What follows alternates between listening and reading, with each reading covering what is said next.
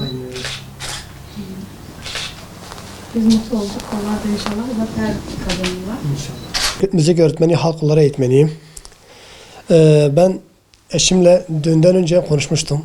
Dedim ki biz bu zamanda düğün yapmayalım. Çünkü şu an mazlum Filistin kardeşlerimiz zulüm altında.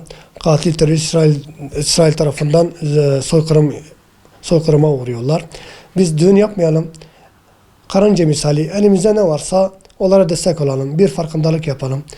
Herkese örnek olalım. Güzel bir şey yapalım. Düğün yapmayalım. Elimize ne gelirse biz destek çıkalım. Sağ olsun o da kırmadı.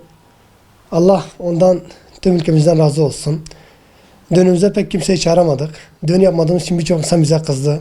Hatta çok ters tepkiler aldık. Dediler ki siz müzik öğretmenisiniz, halk olarak eğitmenisiniz. Nasıl düğün yapmazsınız? Ben dedim ki şu an Filistin kardeşlerimiz bu zulüm altındayken düğün yapamam. O çocuklar orada soykırıma maruz kalıyorlar. Ben buna göz yumamazdım. Bundan dolayı eşimle de konuştum. Sağ olsun destek çıktı. Biz de öyle bir video çektik. Dış çekime giderken öyle bir video çektik. Bir farkındalık olsun diye. Biz ilk önce o kadar büyüyeceğini, tepki viral olacağını bilmiyorduk. Yani öylesine çektik. Kendi açımızdan vicdan rahatlayalım dedik.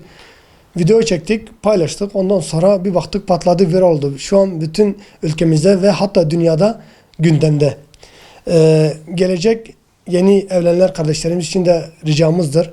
Lütfen siz de öyle şeyler yapın. Manen çok huzur buluyorsunuz. Çok güzel bir duygu.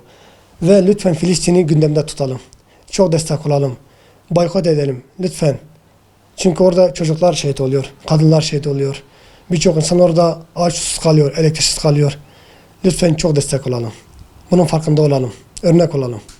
Biz düğün yapmadığımız için birçok yakın arkadaş, dost, eş, başka şehirlerden bize çok tepki geldi. Hatta paylaştığımı gördüklerinde birçok insan şaşırmıştı.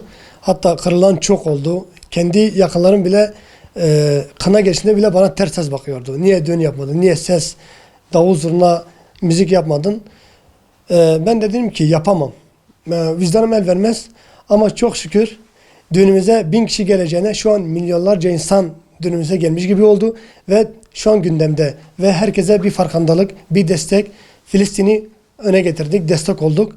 Bu bizim için çok çok anlamlı oldu. Eşimle nişanlı olduğumuz zaman da bana bu fikrini beyan etti. Ben de mutlulukla, tabii ki de çok güzel duygularla ona da destek verdim. Düğün yapmadık evet ama yine de böyle bir şey yapmamız onlar için adına mutlu oldum. Onlara da zafer istiyorum. Dualarımız onlarla.